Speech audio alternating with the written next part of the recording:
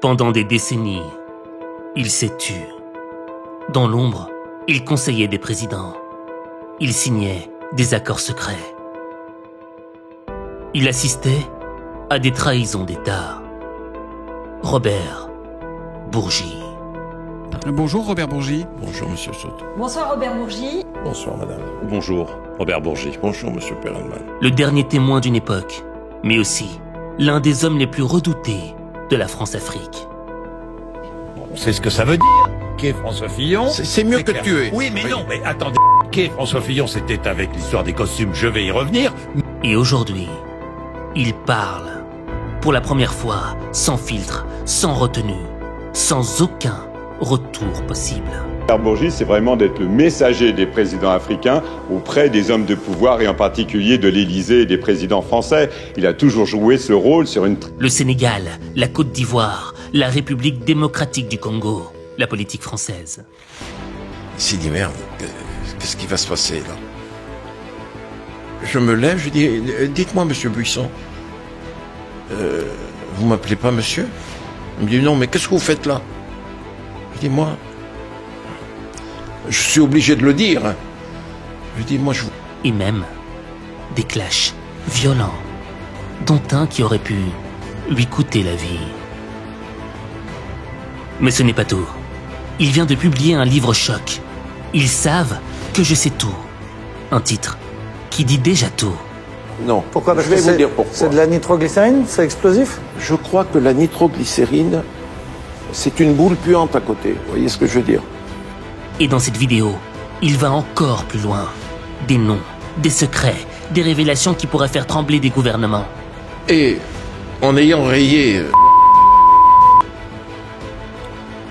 j'ai peur pour la Côte d'Ivoire. J'ai peur pour la Côte d'Ivoire. Je profite de votre question pour envoyer un message aux nouveaux dirigeants du Sénégal. Ce que tu vas entendre, tu ne l'as jamais vu à la télévision, jamais lu dans un journal, jamais entendu, nulle part. C'est une bombe. Et elle explose. Maintenant. Et si tu veux découvrir ce qu'il a enfin décidé de dévoiler, alors, regarde ça. Alors aujourd'hui, j'ai le grand honneur, l'infime honneur de recevoir Monsieur Robert Bourgi. Et j'ai eu l'occasion de lire son livre. Ils savent que je sais tout. Et que vous dire? Lorsque j'ai lu ce livre, j'ai pris en maturité. J'ai compris les choses, les coulisses de la politique, le jeu des grands. Et j'ai compris que je jouais dans la cour des petits.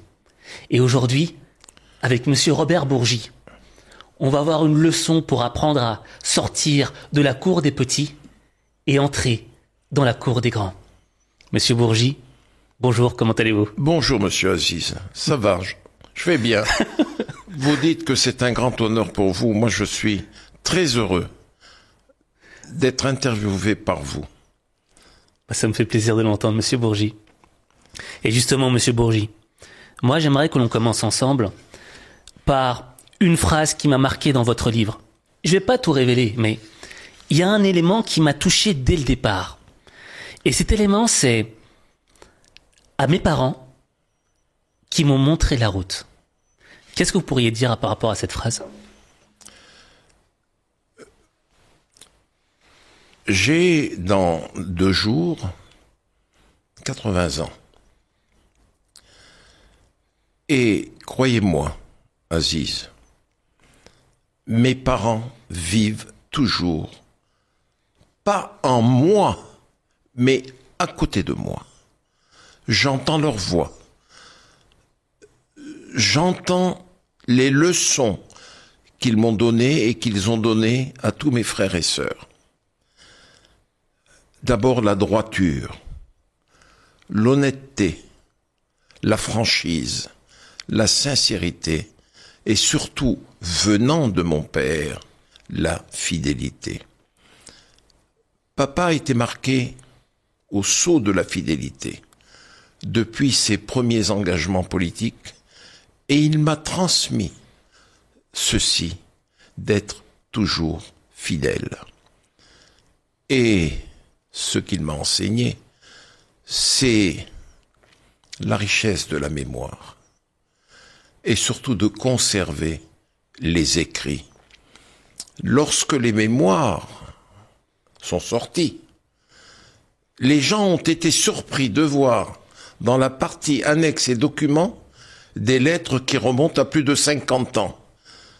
Et pour ne pas cacher son nom, parce que c'est un ami dont l'amitié m'honore, auquel je suis très fidèle, Nicolas Sarkozy, un jour me dit « Mais dis-moi, tu as fait l'école des chartes, toi, tu gardes tout ?»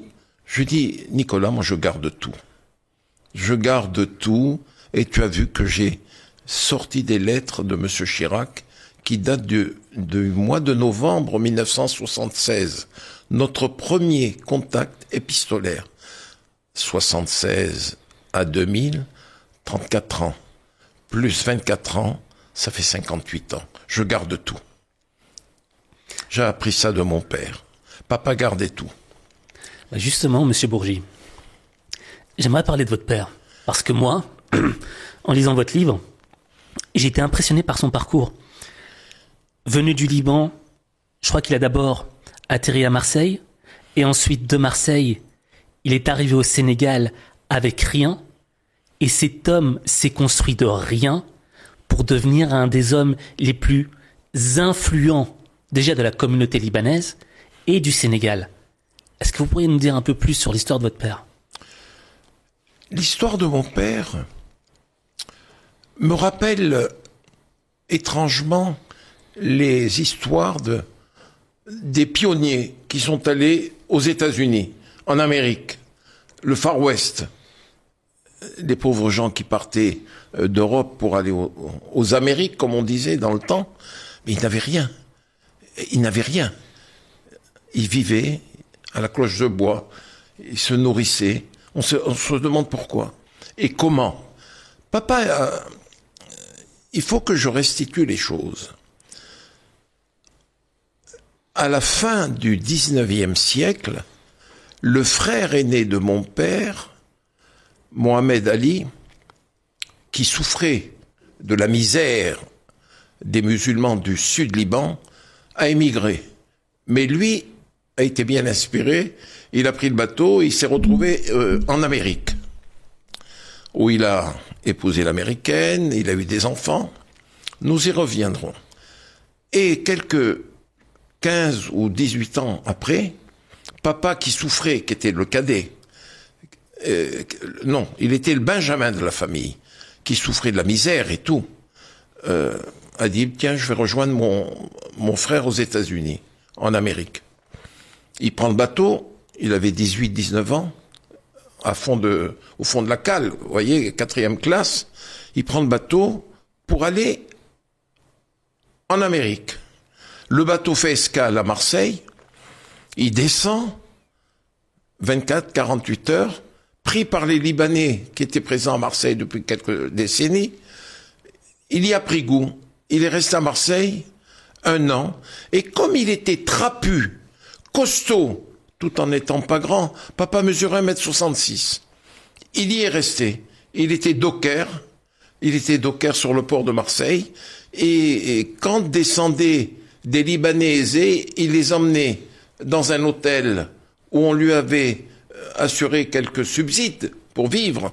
Il les emmenait, et lui habitait rue Bernard Dubois, une rue plutôt fréquentée par les filles de nuit, et il y est resté 1 an. Au bout d'1 an, son frère lui écrivait des Amériques. Il était à Chicago, mon oncle, et le frère de mon père. Il lui a dit, Mahmoud, rejoins-moi. Donc papa rentre dans le bateau, toujours 4e classe, et le bateau fait escale à Dakar. Et il se trouve qu'à Dakar, avarie du moteur. Et nous sommes au début du XXe siècle. Le temps d'avoir la pièce et tout, Papa a pris goût au Sénégal. Comme il avait pris goût à Marseille, il avait pris goût au Sénégal. Il avait retrouvé des Libanais du sud Liban, il les connaissait pas, mais les affinités des pauvres, vous voyez, la solidarité des pauvres. Eh ben, il est resté à Dakar. C'était en 1923. Il est resté à Dakar. Il a fallu lui trouver un travail. Et sa force première, c'était d'être trapu, costaud. Et un Libanais lui a trouvé un travail à Ouakam. C'est à une quinzaine de kilomètres de Dakar. Et il a travaillé chez ce Libanais qui était marié à une Sénégalaise. Et papa était l'homme à tout faire de la petite boutique de ce Libanais. Il dormait à même le sol sur un matelas.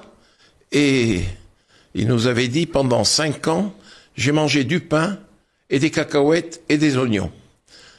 Pendant 5 ans. Et on connaissait papa. Et papa n'était pas homme à mentir. Jamais. Et nous savions qu'il disait la vérité. Et au bout de 5 ans, il avait mis son pécule de côté. Il s'est dit, je vais aller à la ville. Parce que Ouakam, c'est un petit village. Nous sommes au début du siècle dernier. Il est allé à Dakar. Pas de rue, hein. Il y avait 100 mètres de goudron devant le palais du gouverneur général. Et il a ouvert une petite boutique. Et là, il s'est agrandi. Il a commencé à connaître le fonctionnaire colonial. Et il nous a raconté une anecdote que je raconte toujours d'ailleurs. Papa ne savait ni lire ni écrire. Il écrivait un peu l'arabe, il le lisait. Vous savez, il a appris sous l'olivier, tahte zaytoun, comme on dit, sous l'olivier avec la planche de bois, c'est le Coran, quoi. Ouais. Et bien sûr, il ne savait pas lire et écrire le français. Et il avait un commerce. Bon, ça marchait. D'autres commerçants libanais étaient à côté. Ça chahutait ça travaillait du matin au soir et du soir au matin. Il ne dormait jamais. Vous savez, comme travaillent nos compatriotes, nos congénères. Et un jour, il y a un colon qui arrive, short colonial kaki, et les Libanais étaient assis autour d'une table, ils fumaient la chicha, et il dit, qu'est-ce qu'il veut? Et le gars dit, je suis contrôleur fiscal, inspecteur des impôts. Montrez-moi vos cahiers. Vous savez, les livres. Et il dit, non, nous pas cahiers.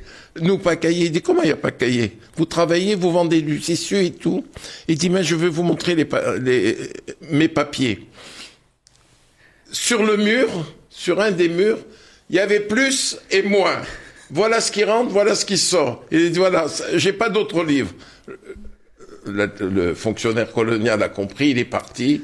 Bien sûr, il n'y a pas eu de redressement fiscal, rien du tout. Il est parti en riant. C'est une histoire vraie, confirmée par les vieux Libanais qui étaient là-bas. Et papa avait un sens du relationnel extraordinaire. Et il s'est fait des amis dans la communauté française, les marchands de tissus, les comptoirs coloniaux. Et petit à petit, il a connu un policier, un français bien sûr, un gendarme, ensuite l'inspecteur, ensuite le colonel. Et il avait toujours, selon la tradition orientale que nous connaissons, je ne vous connais pas, Aziz. C'est la première fois que je vous vois. Et vous avez appris, vous avez bien préparé l'interview, vous saviez que j'étais né le 4 avril. Eh bien, vous êtes venu avec une boîte de chocolat Godiva. Eh bien, je suis très touché. Ça, c'est la générosité méditerranéenne et levantine. Et papa faisait des petits cadeaux, 2 mètres de tissu pour la dame. Voilà.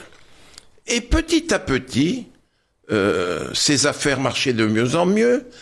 Il commençait à avoir le contact avec les responsables, les autorités religieuses sénégalaises. Il a fait la connaissance de Lamine Gueye. Il a fait la connaissance d'un député à l'Assemblée nationale française, Galandou Diouf.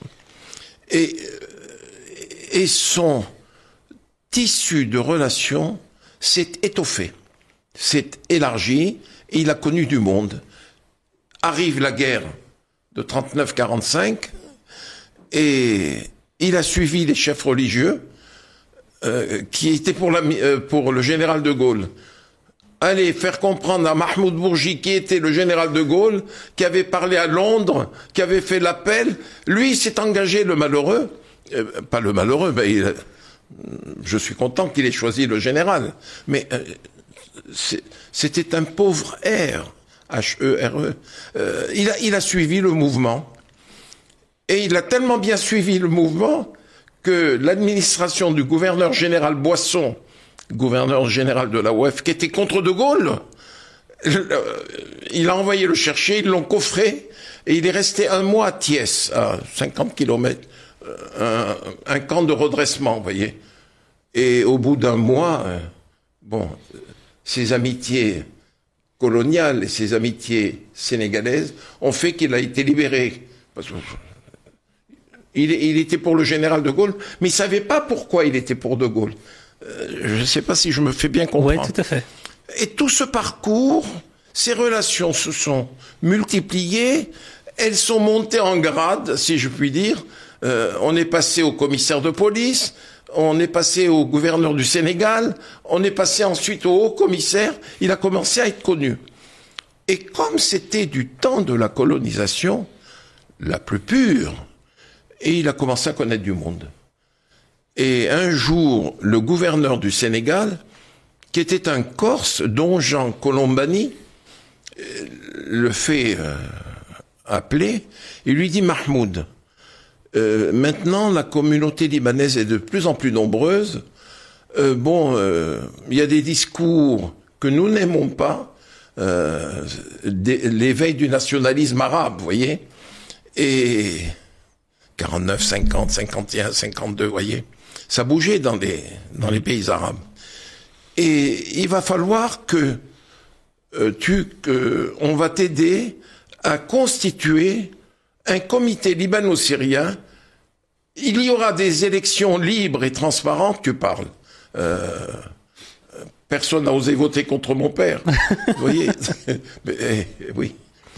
Et donc, l'administration coloniale a imposé mon père comme patron de la communauté libanaise. Et ce qui l'aidait, c'est qu'il était devenu riche et puissant. Ami de Lamine Gueye, ami des gouverneurs, des administrateurs coloniaux, ami de tout le monde, vous voyez. Et en 1947, il fait la connaissance d'un homme qui s'appelle Jacques Foccart. Jacques Foccart représentait le RPF du général de Gaulle, fait adhérer mon père au RPF. Je crois que mon père avait la carte numéro 4 ou 5 du RPF. Un homme qui ne savait ni lire ni écrire. Mais il était connu. Il était connu. Il en imposait. Toujours magnifiquement habillé, bien avant d'autres hommes politiques qui allaient chez Arnis. Vous voyez, il était bien habillé. Les faiseurs de Marseille lui faisaient de beaux costumes, de belles cravates. Et il en imposait. Et moi, comprenez, nous, ces enfants, on était en admiration devant papa. Parce que quand il prenait le bateau ou l'avion pour aller à Marseille, parce que tous les ans, il rentrait en vacances, il y avait 500 à 600 personnes au port de Dakar pour l'accompagner. À l'aéroport, pareil. Et quand il revenait, pareil. La maison ne désemplissait pas. C'était, au sens le plus pur du terme, le plus noble du terme, c'était le parrain. C'était le parrain. Papa faisait les mariages et faisait les divorces avant le cher. C'est-à-dire que lorsque Aziz convoitait une fille qui appartenait à telle famille, Aziz venait voir mon père et lui disait « Mahmoud, voilà, je voudrais pouvoir me marier avec la fille. Quelle est cette famille? La famille X. » Et mon père convoquait le patron de la famille X et le mariage se faisait. Voilà ce qu'était papa. Ensuite, donc il est inscrit au RPF et Foccart, qui avait... Papa était de 1895. Jacques Foccart était de 1913. Donc il y avait un écart énorme. Et papa, monsieur Foccart, était briefé par les administrateurs de la colonie, par le gouverneur et autres. Il dit, voilà, Mahmoud Bourgi, c'est ça. Et il s'est créé une alchimie entre lui et monsieur Foccart. Et monsieur Foccart, en des termes que je ne connais pas, lui a fait comprendre que le RPF du général de Gaulle, créé en 1947, n'arrivait pas à subvenir aux besoins de la politique du général, qui traversait son désert, le général. Et voilà que papa se met à convoquer tous les Libanais du Sénégal, et les Libanais qui venaient dans la capitale, Dakar, faire leurs provisions, il leur disait, voilà, il faut financer le RPF du général de Gaulle. Les Libanais de Côte d'Ivoire, du Soudan, c'était le Soudan, de la Haute-Volta et compagnie, bon, ils écoutaient papa, mais de Gaulle, ils savaient même pas qui c'était. Mais l'argent rentrait. Et une fois ou deux fois tous les trimestres, monsieur Foccart venait avec quelques responsables du RPF et repartait avec l'argent. Il n'y avait pas de Tracfin à l'époque, il n'y avait aucun contrôle. Et voilà comment papa est devenu un fidèle du général de Gaulle, qu'il avait rencontré pour la première fois en 1944 à Dakar, et ensuite, lors d'un voyage du général de Gaulle en 1953, papa avait été invité au palais du gouverneur pour lui serrer la main et tout.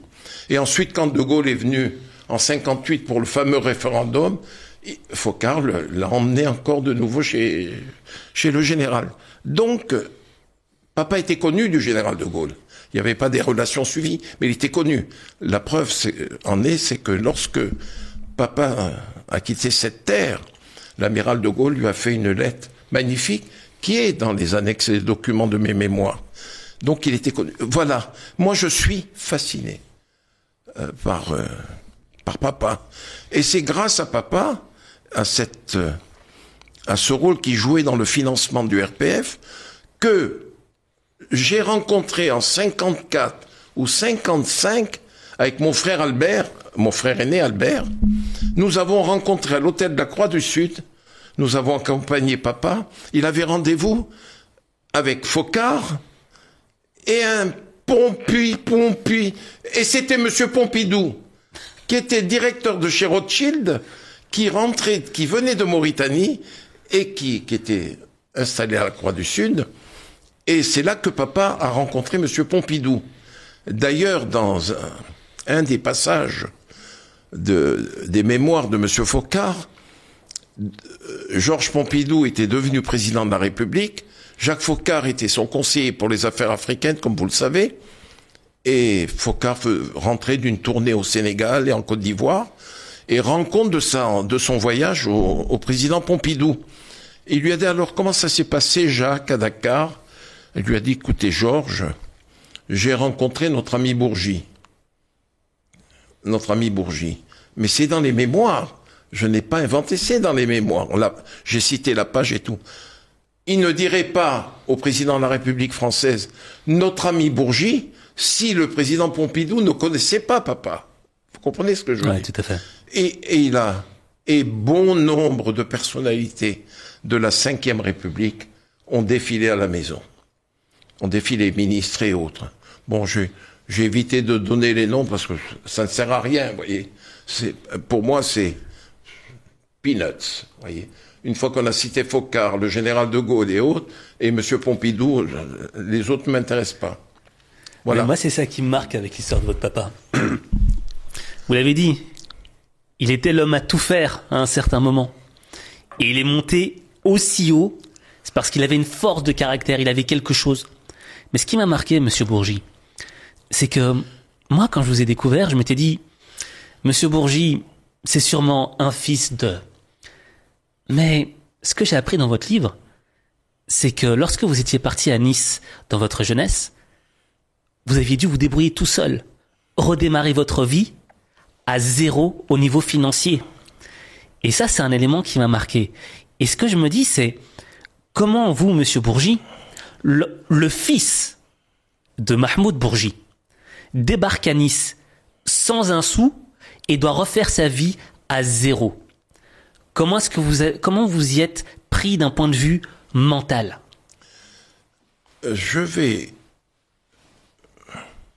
Vous êtes terrible, Aziz, parce que je vais ouvrir encore plus largement la boîte aux souvenirs.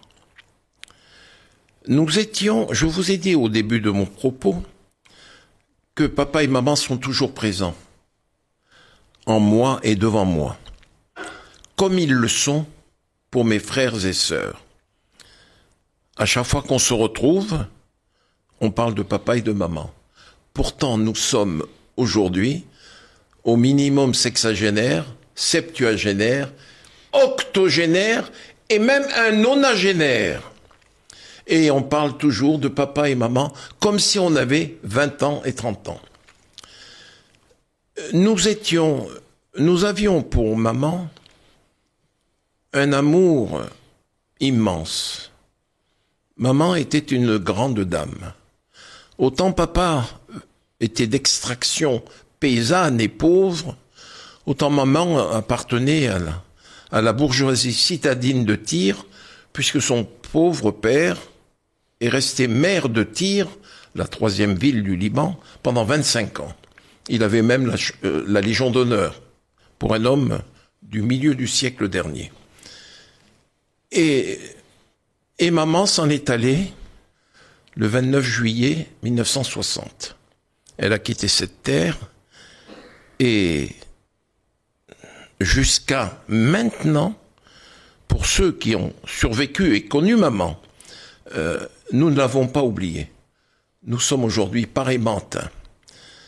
Et papa, qui était très très très proche de maman, attention, c'était un couple fusionnel. Papa, en 1967, a épousé une dame, une cousine d'ailleurs.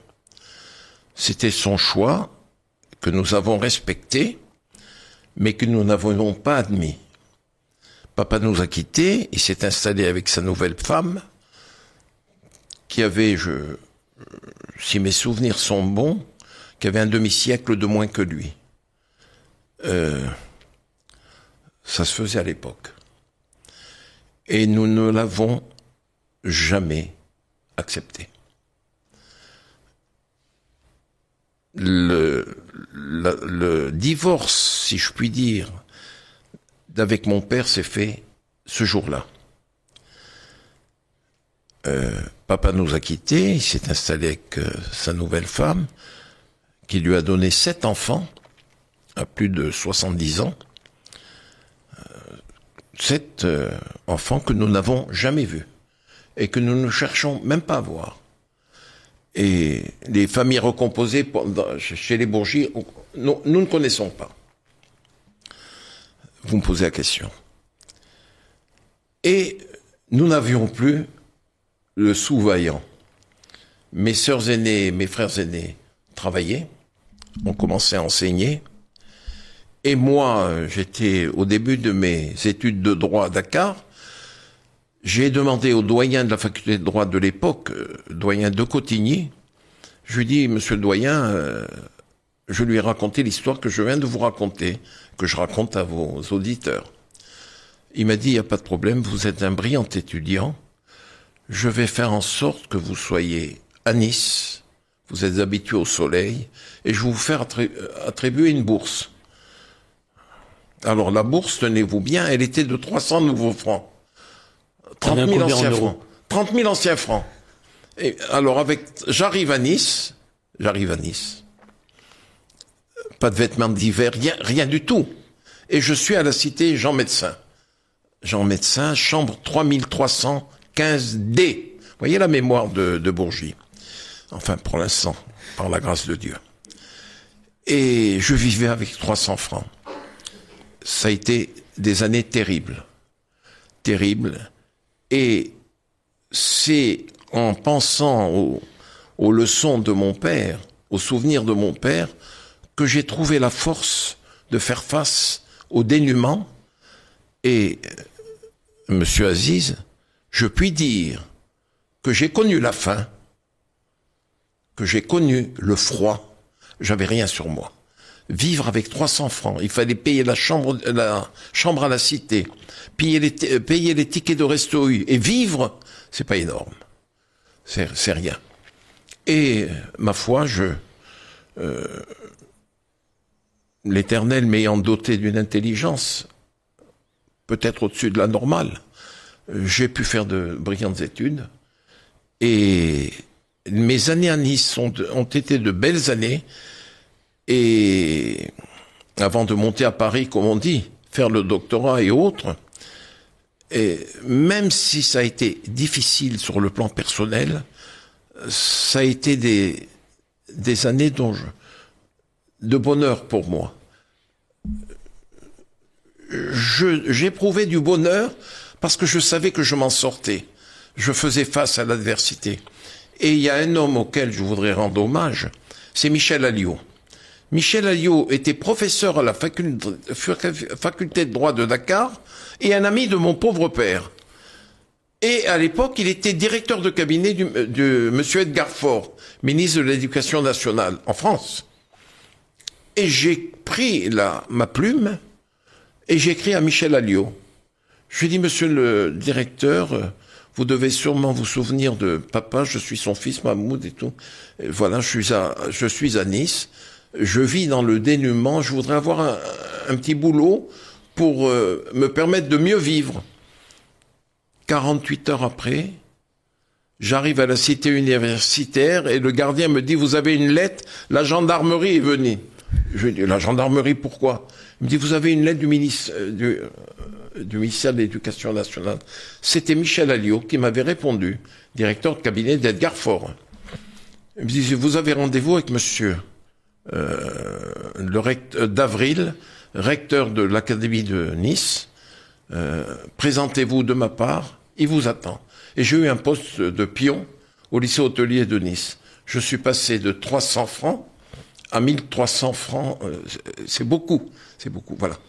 Et bon, me voilà parti à Paris, où j'ai retrouvé bien sûr monsieur Focard, je le voyais et tout, et c'est grâce à lui d'ailleurs que j'ai trouvé mon sujet de thèse. C'est lui qui me l'a susurré à l'oreille, le général de Gaulle et l'Afrique noire.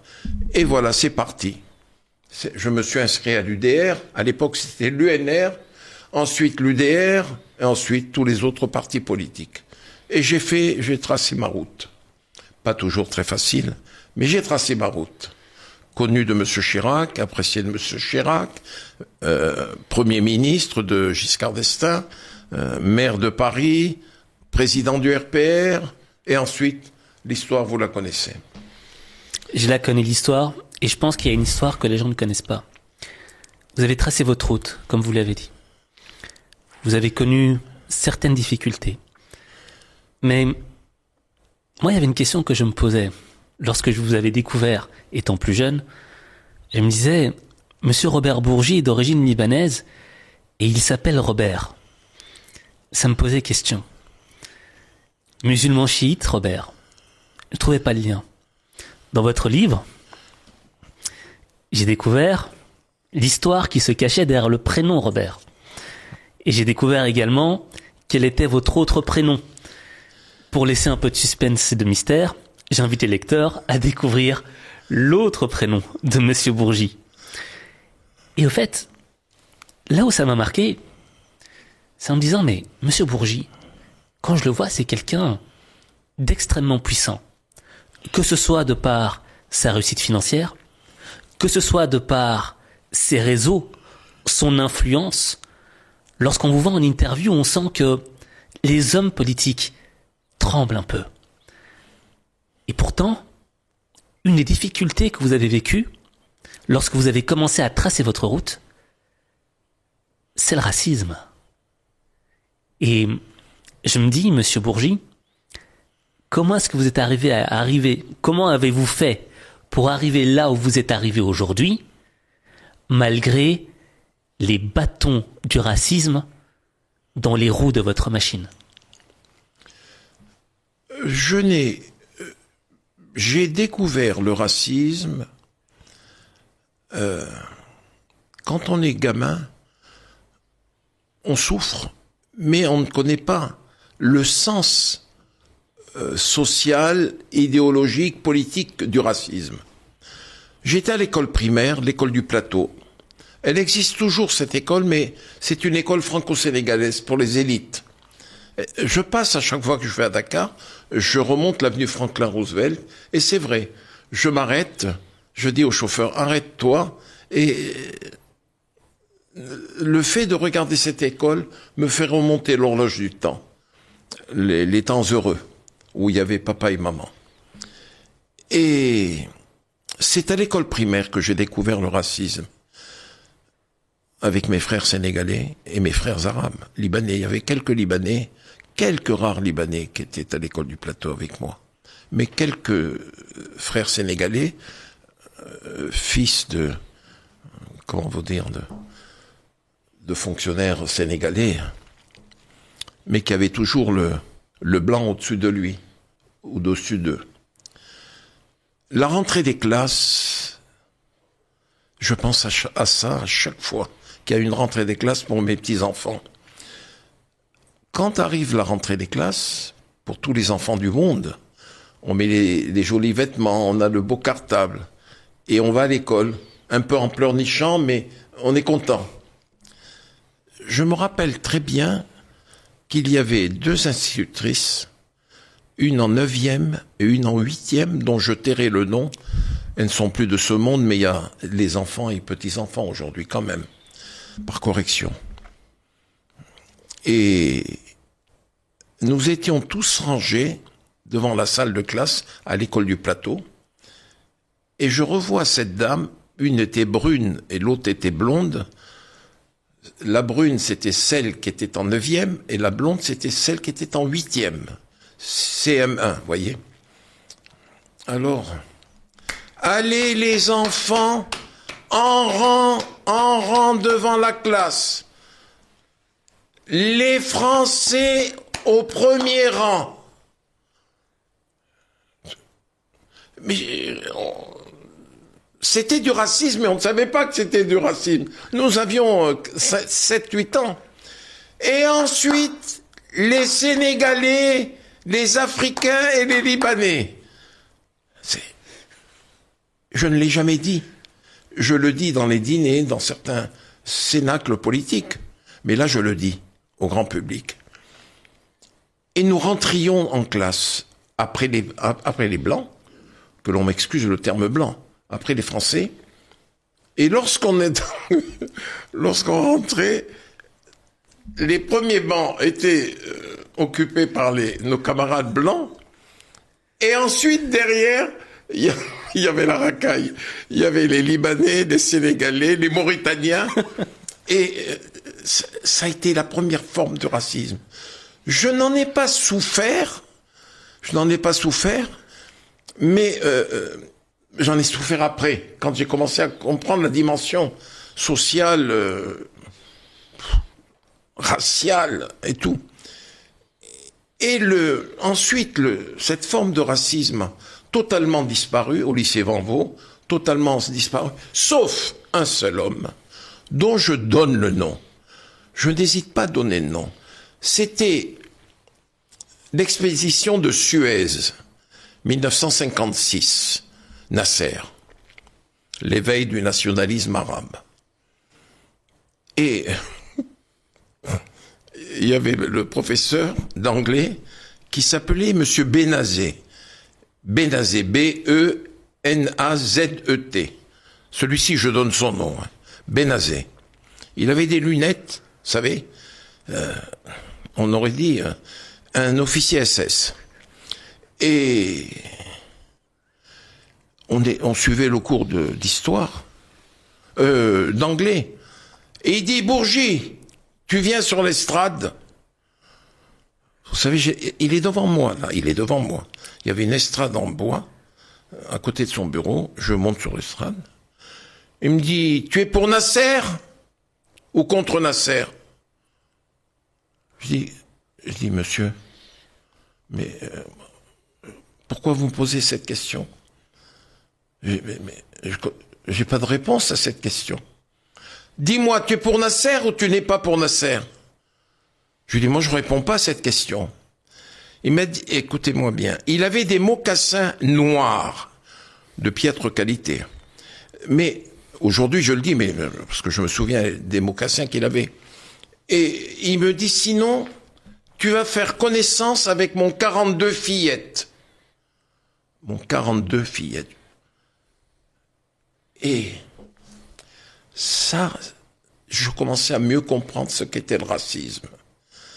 Je rentre à la maison et je raconte à mon frère aîné René, qui n'est plus de ce monde.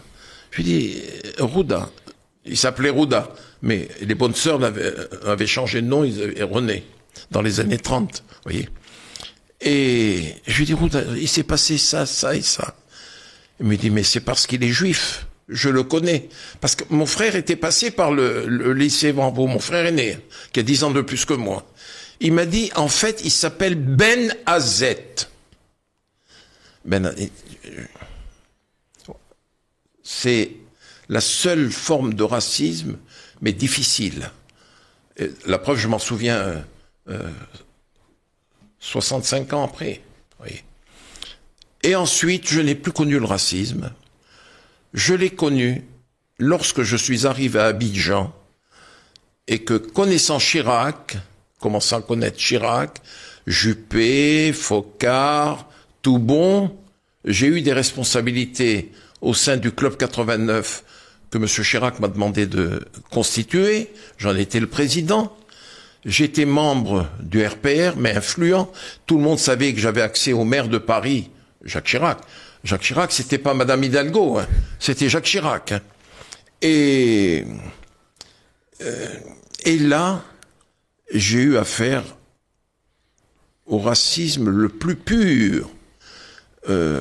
D'ailleurs, j'ai fait paraître une lettre signée d'un responsable du RPR de Côte d'Ivoire, M. Bujon, et qui avait écrit pour dire comment se fait-il les Arabes qui financent M. Chirac. Ils avaient écrit aux responsables à Paris du RPR de l'étranger. Et la lettre est parvenue à M. Chirac, président du RPR, qui avait son bureau au RPR 123 rue de Lille.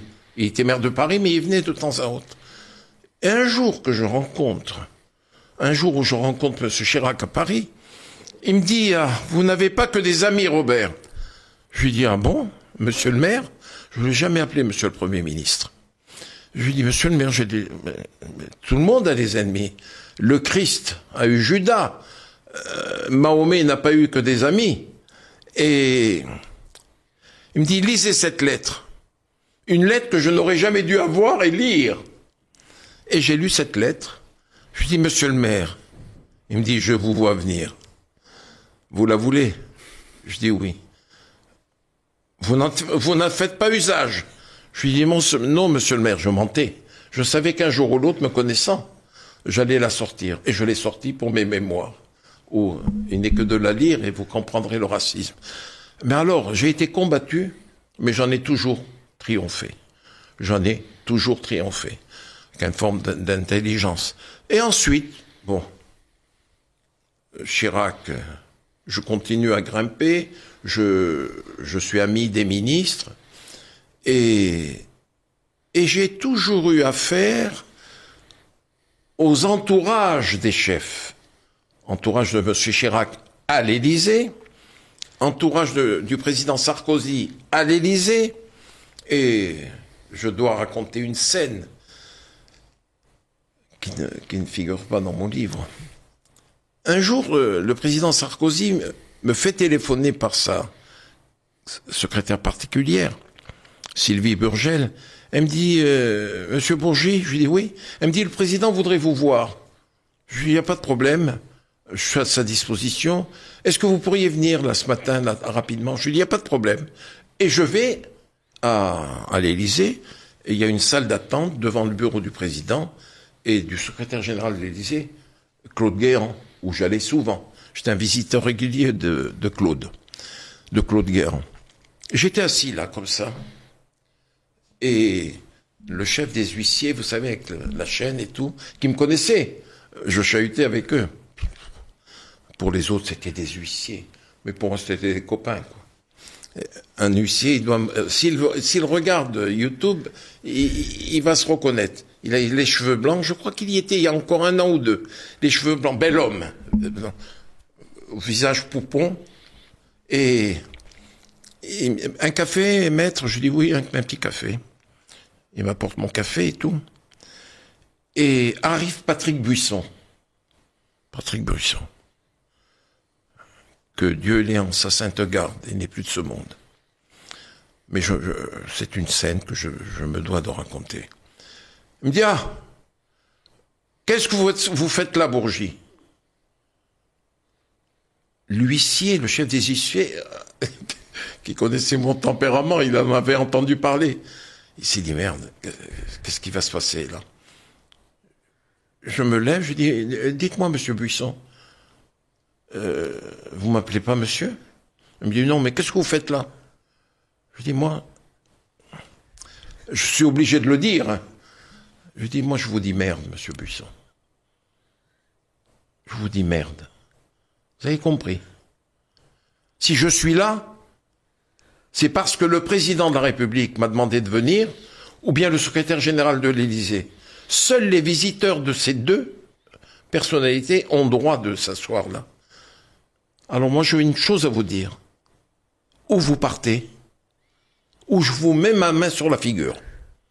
Alors là, le chef des huissiers, il avait les cheveux blancs, il va se reconnaître. Et il vient, il me dit, maître, s'il vous plaît. Et il dit, monsieur Buisson, maître Bourgi, rendez-vous avec le président, s'il vous plaît. Il s'en est allé. Mais je parle tellement fort que malgré l'épaisseur du capitonnage de la porte, et quand je rentre chez le président, il me dit, mais dis-moi, j'ai entendu ta voix.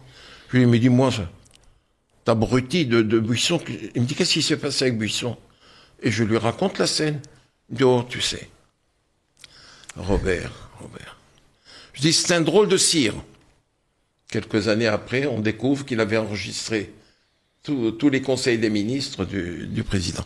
Enfin voilà, le racisme, je l'ai toujours rencontré, mais au fur et à mesure que je vous parle, avec bonheur, monsieur Aziz, il faut vider la boîte de souvenirs.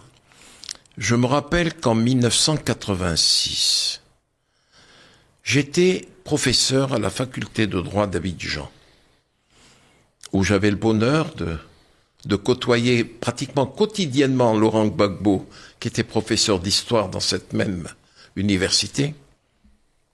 Jacques Chirac m'appelle, il me dit, vous allez quitter Abidjan, je vous ai fait nommer conseiller politique de Michel Aurillac, de votre ami Michel Aurillac, qui était le président du Club 89, dont j'étais le délégué national, mais pour tous les pays en développement. Un arabe, musulman, chiite, délégué national pour tous les pays en voie de développement. Et me voilà à Paris, pour y être conseiller politique du ministre de la Coopération. Mon premier et seul poste officiel.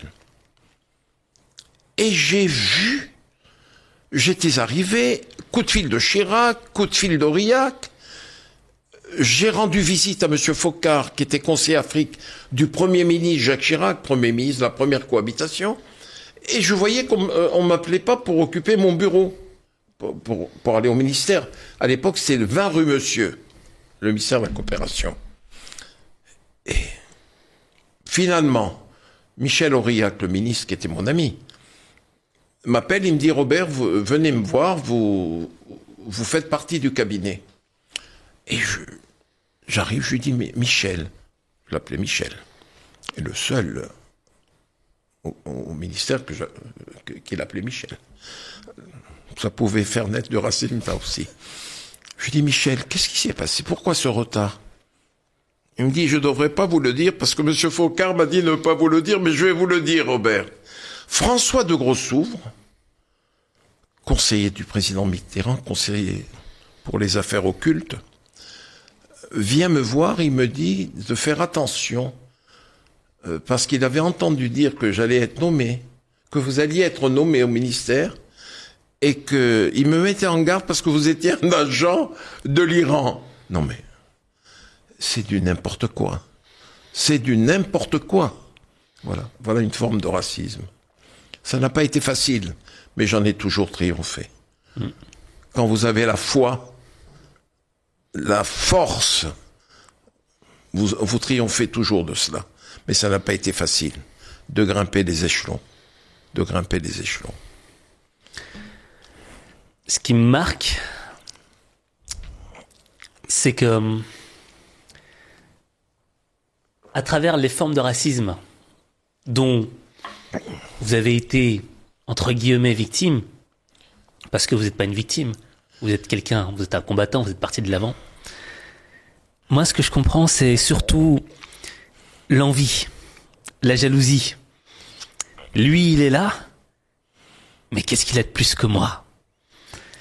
Et il y a un autre élément qui m'a marqué dans votre livre, que vous avez écrit avec Frédéric Lejal, qui pose d'ailleurs des super questions, et je veux dire, c'est pas des questions pour vous faire plaisir. Il vous rentre dedans quand il le faut, il n'hésite pas. Il m'a pas épargné.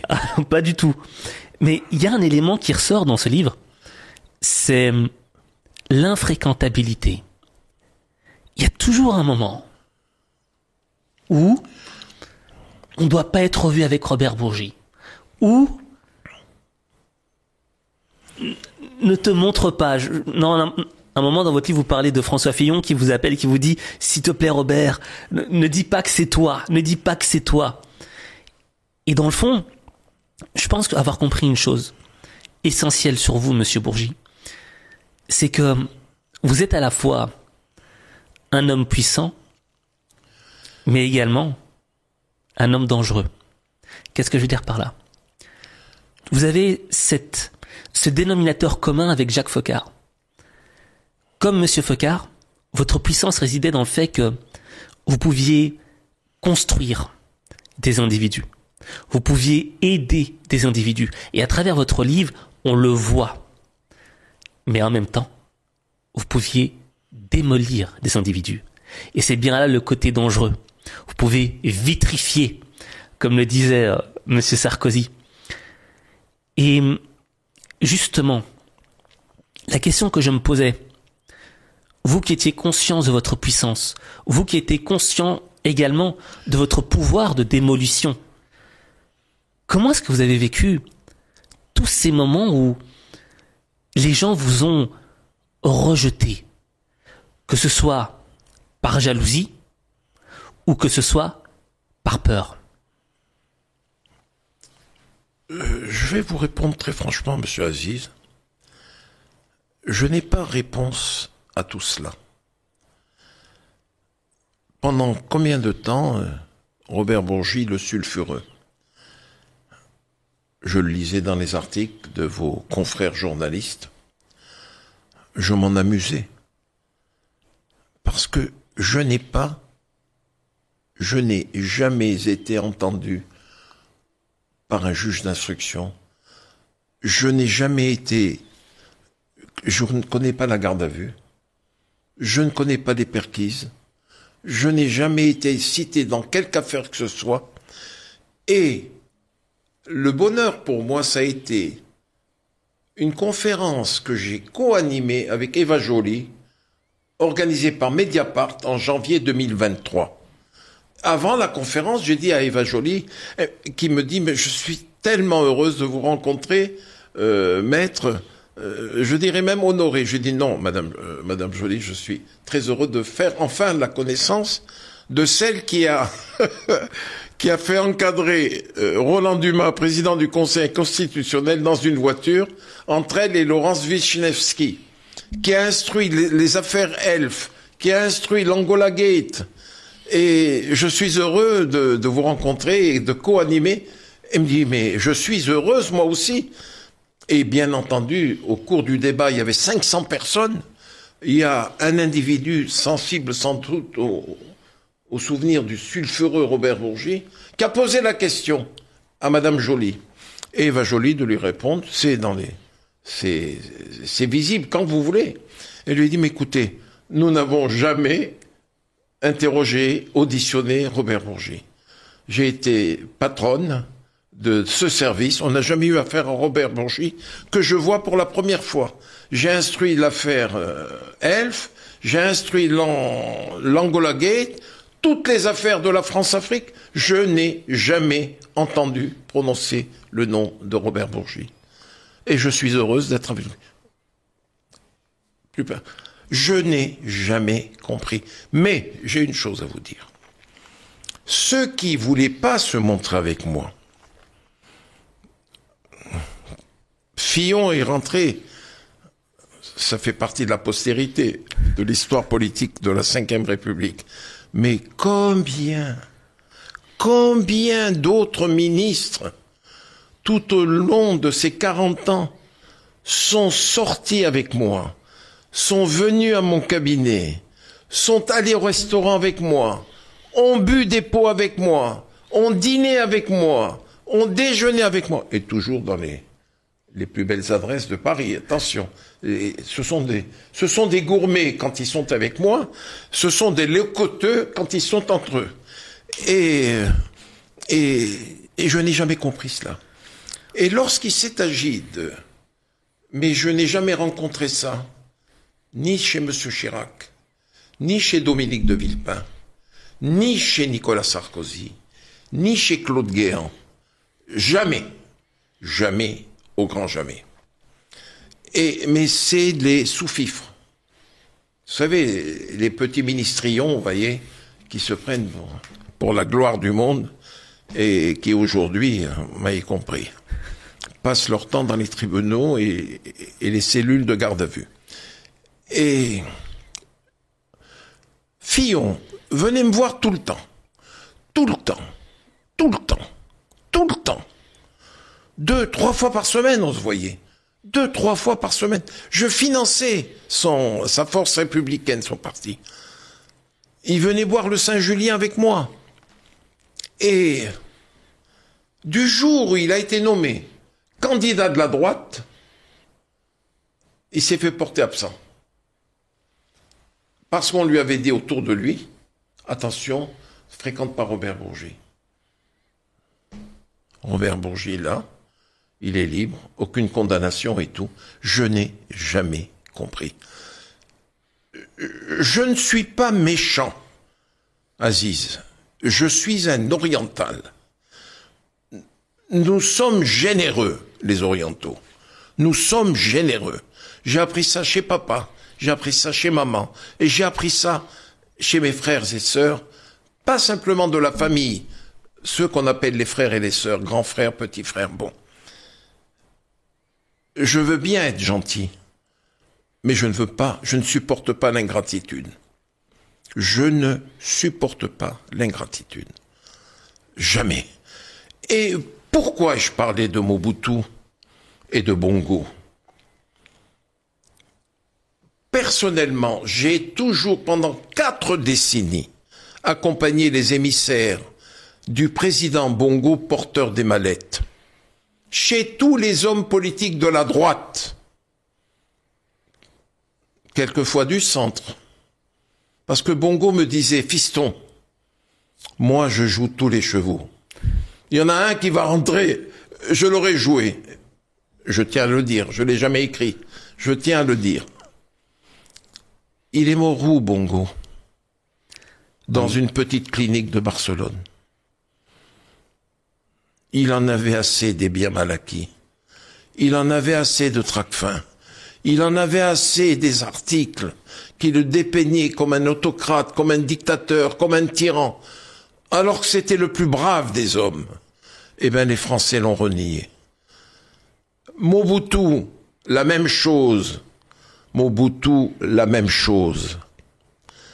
Je suis témoin de la livraison par ses émissaires d'argent à la hauteur de ce que donnait le président Bongo. Et quand il est tombé malade, un cancer, à la clinique royale de Rabat, le roi Hassan II a été extraordinaire de gentillesse, de générosité, de noblesse de sentiment pour le maréchal Mobutu, comme il est pour tous les hommes qui sont chez lui. Mobutu m'appelle, il était mourant sur son lit d'hôpital à Rabat, il me fait appeler par le colonel. Je lui dis, mon colonel, mais papa maréchal est fatigué, il peut pas parler au téléphone, et il veut vous parler.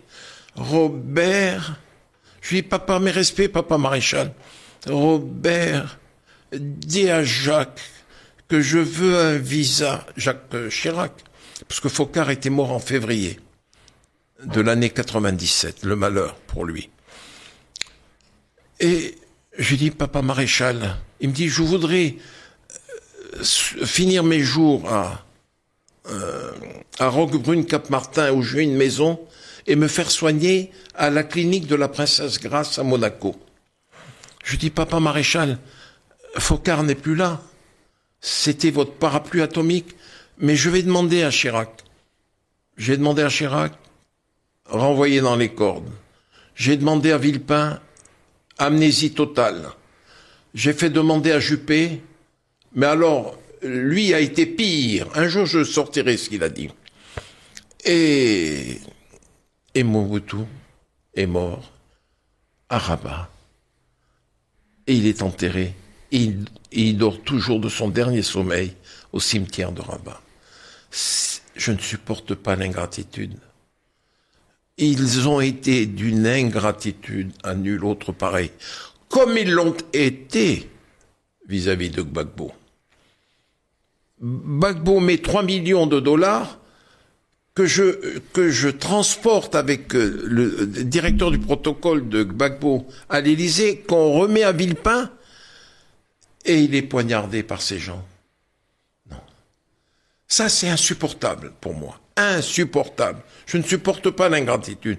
Et d'ailleurs, le reproche m'en a été fait, fort justement d'ailleurs.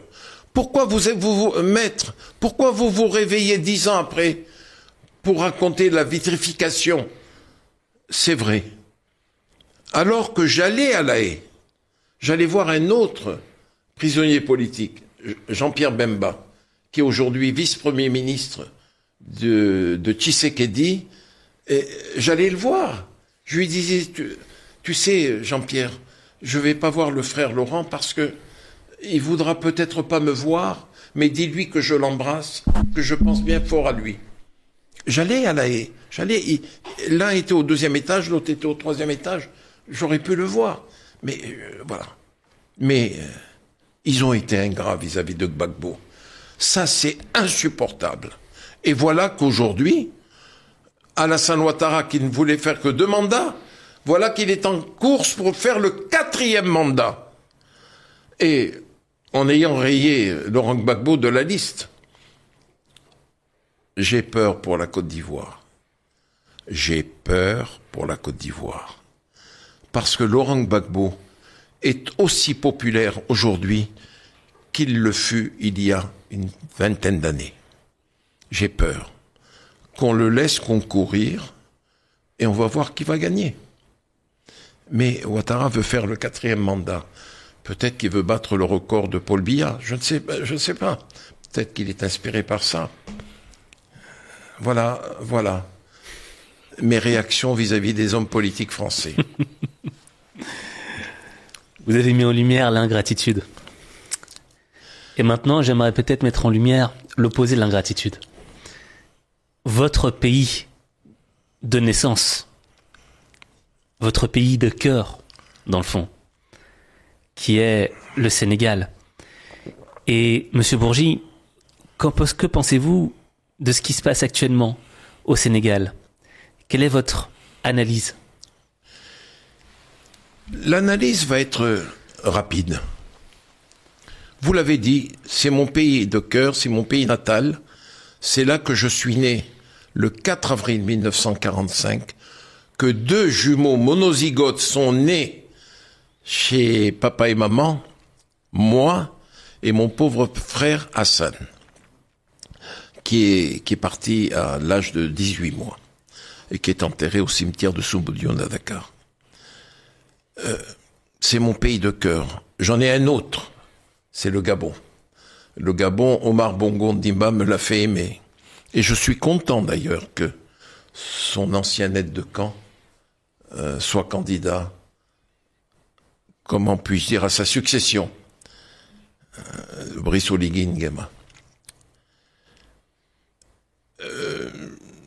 Lors des derniers mois de la présidence de Macky Sall, dans mes diverses interventions dans la presse, à la télévision et partout ailleurs, j'appelais au renouvellement des hommes politiques au Sénégal. Je savais parce que il se confiait à moi. Je savais que le président Macky Sall ne voulait pas d'un troisième mandat. D'ailleurs, j'ai été le premier à l'avoir entendu de sa bouche le 24 juin 2023. Le 24 juin 2023, Macky Sall au Palais me dit « Robert, je ne serai pas candidat à un troisième mandat. Ne le dis pas, tu ne le dis qu'au seul président Sarkozy, qu'il a appris le lendemain matin même, parce que je partais le soir même de Dakar. Nicolas Sarkozy l'a appris, ça a été le premier, qui ensuite l'a dit au président Macron. Je ne veux pas d'un troisième mandat. Je lui ai dit, tu sais, c'est une excellente chose, Macky.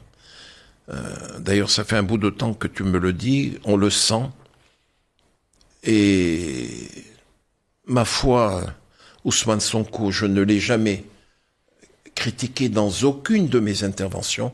La seule chose que je reprochais à Ousmane Sonko, c'était son verbe violent. Il était très violent dans ses propos, mais c'est un homme intelligent, qui a un magnétisme terrible, une équation personnelle exceptionnelle, et ma foi, il fallait donner la chance à une nouvelle génération. Qui d'autre que Sonko? Diomaye, personne n'en entendait parler. Ils sont arrivés au pouvoir, ils sont au pouvoir, mais je saisis l'occasion d'être en face de vous, Monsieur Aziz, et je profite de votre question pour envoyer un message aux nouveaux dirigeants du Sénégal,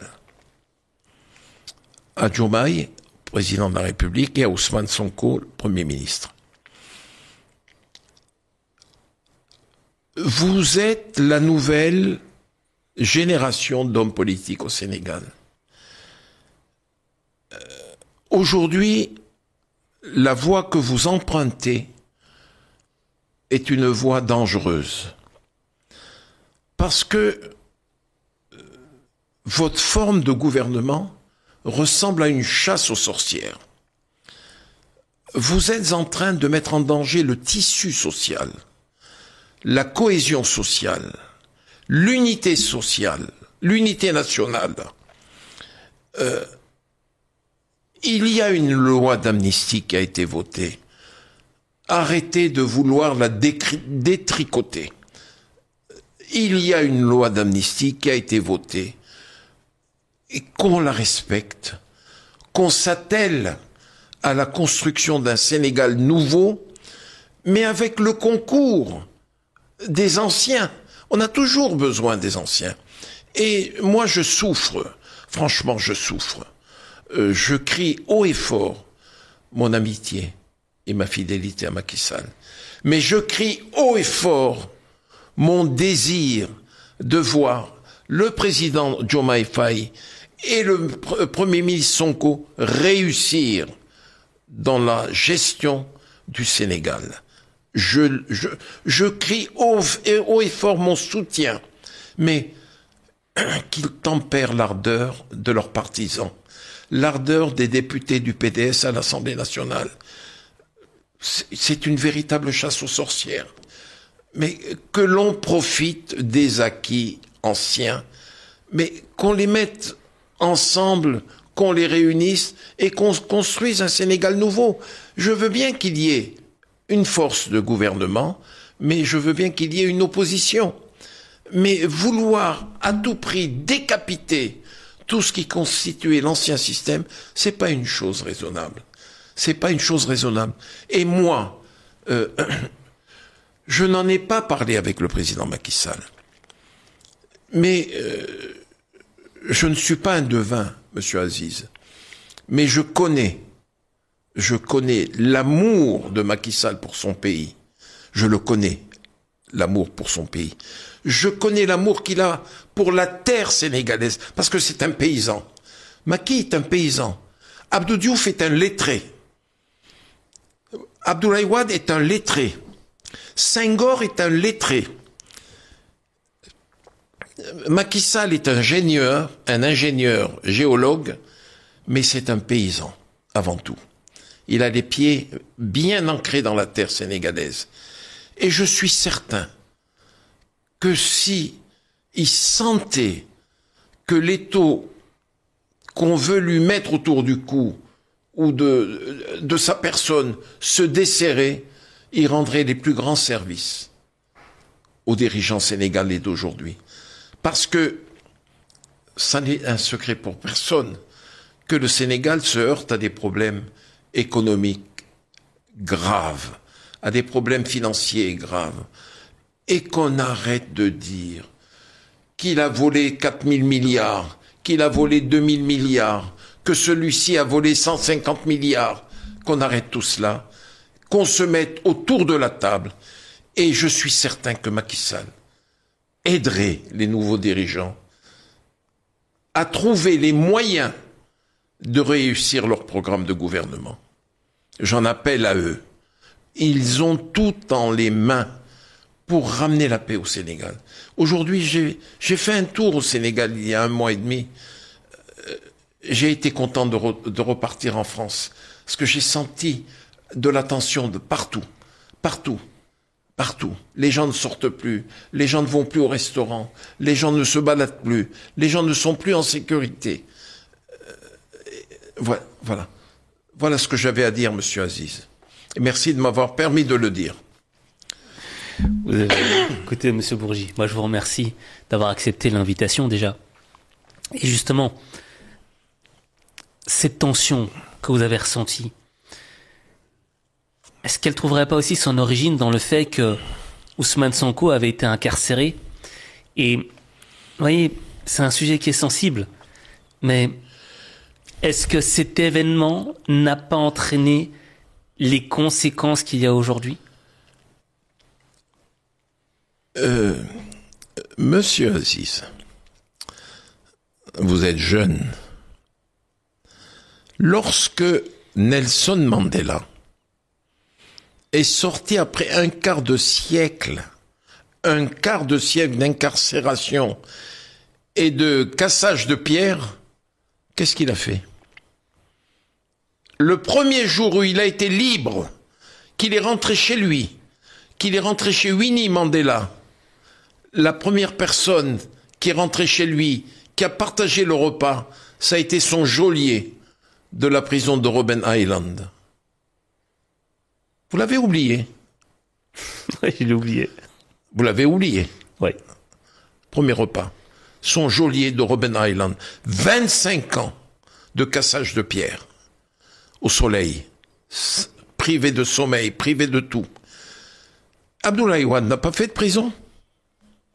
Abdoulaye Wade a fait de la prison. Vous croyez qu'il s'en est pris à Abdou Diouf? À chaque fois qu'il venait à Paris, il rendait visite à Abdou Diouf. Alors que c'était l'aîné, Abdoulaye Wade. Et je lui ai en effet la remarque à tonton. Je lui ai dit, tonton, toi tu vas toujours voir Abdou. Il me dit, ah non, c'est normal, je suis son aîné, mais il est plus ancien dans le grade le plus élevé. Mon neveu. C'est normal. Bon, Sonko a fait de la prison. Mais la prison, quelquefois, elle forme les hommes. Elle les apprend à méditer, à forger des leçons pour l'avenir. Des échecs naissent parfois les succès. Et le seul regret, la seule tâche, c'est les 80 morts qu'il y a eu dans la répression. Mais on ne trouve pas d'arrangement sur la mort, mais on trouve une solution pour l'oubli. Nous sommes en terre africaine. La religion est là. La religion musulmane, c'est une religion du pardon, lorsqu'elle est bien exercée. Vous m'avez compris. Lorsqu'elle est bien exercée, c'est la religion du pardon. Mais il a fait de la prison. J'ose même dire, c'est tout à son honneur, c'est un brevet de patriotisme d'avoir fait de la prison. Mais maintenant, ils sont sortis de la prison pour être président et Premier ministre. Mais ils le doivent à qui? Qu'est-ce qui empêchait, même constitutionnellement, Macky Sall de faire un 3e mandat? Et Yadema, bientôt, fort Yadema, on va prendre la machine à calculer pour calculer le nombre de mandats qu'il va faire ou qu'il aura fait. Paul Biya, n'en parlons pas. Il faut un ordinateur pour retrouver le nombre de mandats. Mais Ouattara va faire son 4e mandat. Macky Sall est parti. Il a voté la loi d'amnistie. Mais si Macky Sall n'avait pas voulu, il serait encore en prison au Cap Manuel. Mais moi, je ne les ai jamais vus. Si, le président Diomaye Faye, je lui ai envoyé mon livre, les mémoires. Il m'a écrit une très, très gentille lettre. Et je ne vous le cache pas, j'attends le moment où il me demandera de venir le voir au palais. Je sais qu'il m'appelle le doyen. Mais Monsieur Sonko, je lui ai envoyé mon livre. Moïse m'a répondu, Abraham m'a répondu, vous voyez ce que le Christ m'a répondu, le prophète sallallahu alayhi wa sallam m'a répondu, mais Ousmane Sonko ne m'a pas répondu. Pourquoi? Moi je suis certain, je la connais la réponse. Il était aux côtés de Macky Sall. Mais aux côtés de Macky Sall, j'ai été un des rares à prendre la défense d'Ousmane Sonko. À telle enseigne qu'un jour, un des proches de Macky Sall, je déjeunais. C'est une belle anecdote, ça. Je déjeunais au Lagon avec des gens du PDS, mais des gens éclairés, attention, de hauts fonctionnaires du ministère des Finances. Je déjeunais. Mon téléphone sonne, le portable. Je regarde Macky Sall. Je dis, bonjour président, tu vas bien? Il me dit, alors, qu'est-ce que tu as commandé? Tu as commandé quoi? Il me dit, mais tu es au Lagon. Je dis, mais président, tu as un service. C'est la GPU. C'est la GPU de Staline. Il me dit, non, si tu regardes sur ta droite, tu vas voir un de mes proches. J'ose pas donner le nom, le pauvre, parce qu'il est en prison actuellement, qui avait appelé Macky Sall pour dire, Bourgi est en train de te trahir. Il déjeune avec des gens du PDS.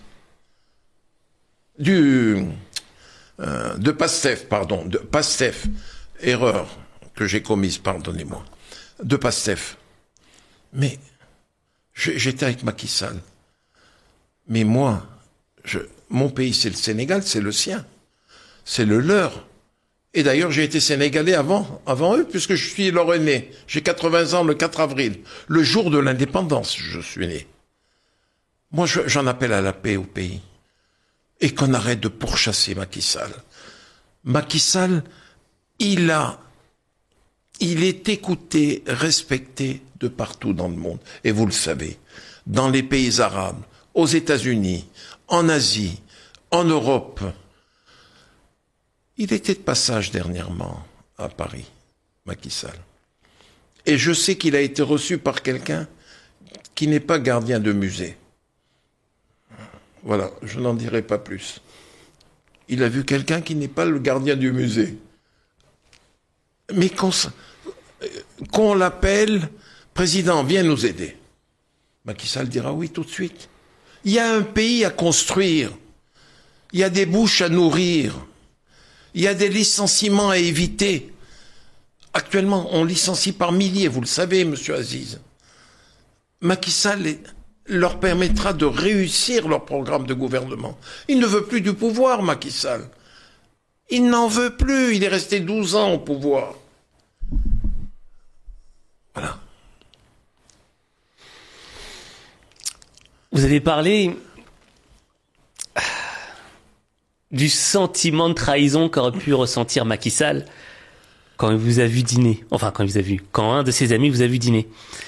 C'est exactement un petit peu le même sentiment qui transparaît dans votre livre lorsque vous parlez de Laurent Gbagbo, de la Côte d'Ivoire. Et moi, ce que je comprends pas, c'est pourquoi est-ce que, je sais pas si aujourd'hui c'est encore le cas, mais quelle est la raison qui fait que Laurent Gbagbo vous en veuille, et quelle est votre vision aussi de la Côte d'Ivoire? D'abord, je voudrais vous rétablir la vérité. Laurent Gbagbo a compris Robert Bourgi. Je lui ai écrit une lettre ouverte et nous nous sommes parlé. Il ne m'en veut pas, Laurent. Laurent, c'est mon petit frère d'un mois. Il ne m'en veut pas. Et je suis de tout cœur avec lui. Parce qu'il a encore des choses à dire et il a encore des choses à faire. Ce que je pense de la Côte d'Ivoire, c'est que, j'ai été un ami d'Alassane et de Dominique, sa femme. J'ai été reçu chez eux 1001 fois avenue Victor Hugo. J'ai été reçu à Mougins, chez eux. Nous nous sommes vus, nous avons dîné, déjeuné ensemble. J'ai permis à Ouattara, quand il n'était pas président, d'aller chez Dominique de Villepin, ministre des Affaires étrangères. Oh, je pense qu'il le sait, bien qu'il m'ait fermé la porte de la Côte d'Ivoire depuis qu'il est président. Mais je ne lui en veux pas. De temps à autre, je vois sa femme au Flandrin, au restaurant. On se salue. J'aime beaucoup sa femme. J'aime beaucoup Dominique. C'est une femme franche. Et le conseil que je donnerai, moi, à Ouattara, s'il meurt d'envie de faire un 4e mandat, Alassane, fais-le. Fais-le. Mais permets à Laurent d'être candidat. Permets à Laurent d'être candidat. Parce que si Laurent n'est pas candidat, j'aurais peur de la réaction de ces milliers, de dizaines de milliers, centaines de milliers de partisans qu'il a. Il a les moyens, Alassane, de permettre à la Côte d'Ivoire de ne pas connaître pareille mésaventures qu'il y a quelques années. Il y a eu des milliers de morts, des morts innocentes, vous voyez. C'est une tâche trop lourde pour le pays.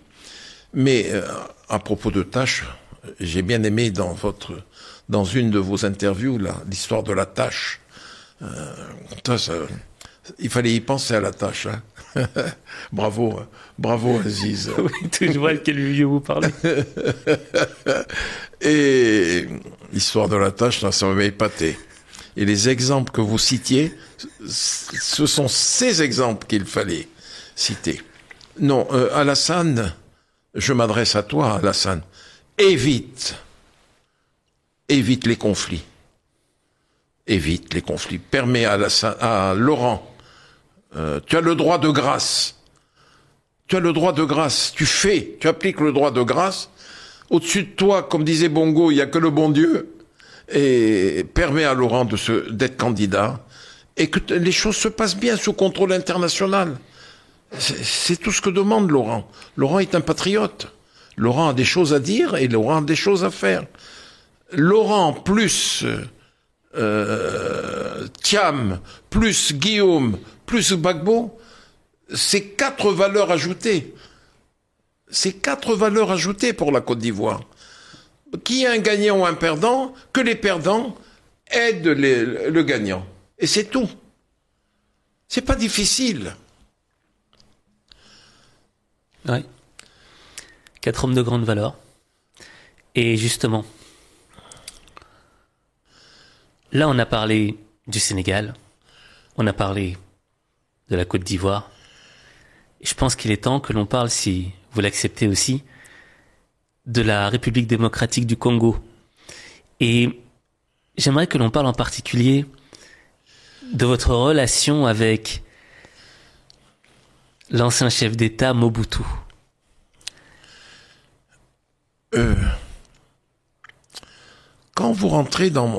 si vous étiez rentré dans mon bureau, j'ai quitté la profession, j'ai quitté mon cabinet, que l'on voit et revoit à la télévision lors de mes interviews, ce grand, majestueux bureau, d'un côté le général de Gaulle, de l'autre côté l'empereur Napoléon, pas Bokassa, bien sûr, l'empereur Napoléon.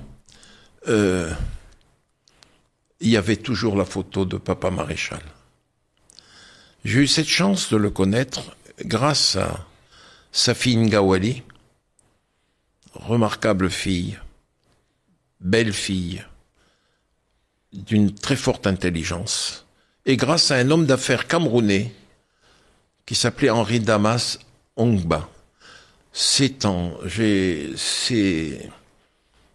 quand le maréchal Mobutu était mis au banc des nations que je l'ai rencontré à Gbadolité. Je savais que M. Foccart entretenait des relations avec lui. Je savais que M. Chirac s'intéressait beaucoup à ce que devenait le maréchal Mobutu. Et je dois vous dire que deux choses s'opposaient à ce que le maréchal Mobutu redevienne fréquentable.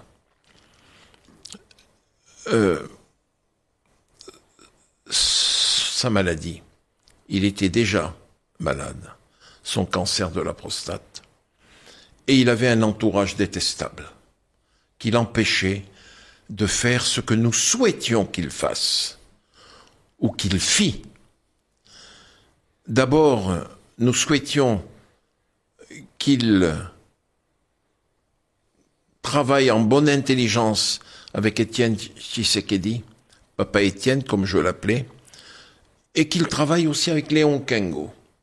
Il a travaillé avec Léon Kengo, mais il n'a pas travaillé assez avec Étienne Tshisekedi, qui aurait été l'homme qui pouvait sauver le Zaïre. Et peut-être qui aurait pu éviter que le Rwanda et que l'Ouganda ne fomentent une rébellion qui est venue à bout du régime de Mobutu. Mais ce qui est regrettable, c'est ce à quoi on assiste aujourd'hui. Le même scénario, le mouvement M23, qui s'est emparé d'une grande partie de l'Est de la République démocratique du Congo, c'est le scénario de l'arrivée de Laurent Désiré Kabila à la tête du Zaïre et au renversement de Mobutu. Il faut absolument que l'opinion, que les grandes puissances puissent mettre fin à cette irruption militaire du Rwanda et de l'Ouganda, le fameux mouvement M23, qui est un danger. Qu'on laisse la République démocratique du Congo vivre sereinement et qu'on laisse Tshisekedi gouverner. Il a été élu selon les voies démocratiques, normales, légales. Il est président, qu'on le laisse gouverner en paix. Voilà. Mais Mobutu, c'était un grand monsieur. Oui, on lui fait des tas de misère, une sale réputation. Je ne dis pas non. Mais moi, je l'ai connu dans ces dernières années. C'était un homme remarquable, d'une intelligence supérieure, d'une culture phénoménale et d'une distinction dans ses manières d'aborder les choses. Il était prévenant, il était gentil et tout, vraiment. Alors que je vous raconte, lorsqu'il est devenu fréquentable, c'est grâce à deux hommes, Chirac et Mitterrand, pardon. Mitterrand était président de la République française, Chirac était maire de Paris, mais ils avaient des relations, qu'on le veuille ou non. Et il y avait aux côtés du président Mitterrand son conseiller Afrique qui est un homme remarquable, Bruno Delay. Et il y avait aussi du côté de Jacques Chirac un homme qui s'appelle Jacques Foccart. Et ils ont réussi à rendre le maréchal Mobutu fréquentable. Et sa première sortie internationale, ça a été le sommet de la francophonie en 1993 à l'île Maurice. Je me rappelle, j'étais du voyage du maréchal Mobutu. J'étais tellement heureux. Et en même temps, j'étais triste parce que cet homme, le maréchal Mobutu, était comme un pénitent. Il appréhendait de rencontrer ses pairs, P-A-I-R-S. Je ne sais pas ce qu'il... Il a été au piquet pendant des années, et le fait de se retrouver avec Mitterrand et une quarantaine de chefs d'État, vous savez, ça l'effrayait un peu. Bon, mais j'étais heureux en même temps. C'est un homme remarquable. Et il y avait aux côtés de M. Balladur, Premier ministre, lors de la deuxième cohabitation, il y avait un conseiller diplomatique, Bernard Faubournet de Montferrand, qui a été le directeur de cabinet d'Aurillac, et nous faisions partie du même cabinet. Il était le conseiller diplo de Balladur, et je suis allé le voir à Matignon. Je lui ai dit, Bernard, tu vas m'aider. Il faut que tu rencontres Ngawali Mobutu. Oh, qu'est-ce que tu me racontes? Je lui ai dit, Bernard, tu vas la rencontrer. Dans un lieu secret. Où? Je lui ai dit, mon cabinet, avenue Pierre Ier de Servie. Tu viens prendre le petit déjeuner avec elle. Et de ce petit déjeuner sortira une rencontre entre le ministre des Affaires étrangères, Hervé de Charette, et Mobutu, avenue Foch. Mais qu'est-ce que tu me racontes, Robert? C'est des risques à ne pas prendre. Je dis, Bernard, t'ai-je trompé une seule fois? Ai-je fait faire une bêtise à Chirac, Premier ministre, ou à Aurillac, notre ministre de la Coopération? Il me dit non. Je lui dis, alors viens au petit déjeuner. Et le petit déjeuner a eu lieu dans mon cabinet. Bernard Faubournet de Montferrand, conseiller diplomatique de Balladur, et Ngawali Mobutu. Voilà. Ngawali est parti au bout d'une heure, petit déjeuner, bien, c'était bien. Je sais organiser les choses. Et Ngawali est parti, et nous sommes restés avec Bernard. Il me dit, finalement, tu avais raison. Dommage. Je lui ai dit, tu vois. Et maintenant, s'il te plaît, il ne tient qu'à toi pour que le ministre des Affaires étrangères, petit déjeune avec Mobutu, avenue Foch. Top là, je lui dis top là. Vous voyez les coulisses de la politique. 2 jours après, il m'appelle, il me dit, organise le créneau disponible pour Hervé de Charette, c'est celui-ci. Et on se retrouve chez le maréchal Mobutu, avenue Foch. Le maréchal Mobutu, Hervé de Charette, le conseiller diplomatique de Balladur, de Montferrand, Ngawali et votre serviteur. Et bien là, Hervé de Charette n'a pas pu placer un mot. Il était en extase devant les propos historiques de Mobutu, qui ne lui a pas parlé simplement du Zaïre. Il lui a parlé de l'histoire de France et de la généalogie de Monsieur Hervé de Charette. Vieille noblesse française. Il avait tous les noms. 1400, 1500, 1600, tel prénom, tel nom. Il s'est marié avec celle-là, il s'est remarié, il a divorcé. Hervé de Charette, il était en extase. Il dit, alors je lui dis, monsieur le ministre, c'est un cours. Il me dit, ah oui, alors, je m'attendais à tout sauf à ça, parce que j'ai appris des choses sur ma famille. Ensuite, ils ont parlé de mets. Monsieur de Charette est un gourmet, comme l'était le maréchal Mobutu. Et ils ont parlé de vin. Une rencontre extraordinaire, suivie quelque temps après d'une visite de monsieur Chirac, maire de Paris, c'est pas Madame Hidalgo, maire de Paris, à l'avenue Foch, et ensuite du transport du maréchal Mobutu chez monsieur Focard, rue de Prony. Parce que monsieur Focard, parkinsonien déjà, se déplaçait difficilement. Le maréchal Mobutu l'a appelé, il lui a dit, Jacques, je viens vous voir. Voilà les coulisses de la politique française. Où n'avaient pas accès les ministrions, vous voyez, des gouvernements. Je suis très dur, hein, mais c'est la réalité. D'où la jalousie et l'envie. Pourquoi lui et pas nous? Nous ne sommes pas des musulmans chiites.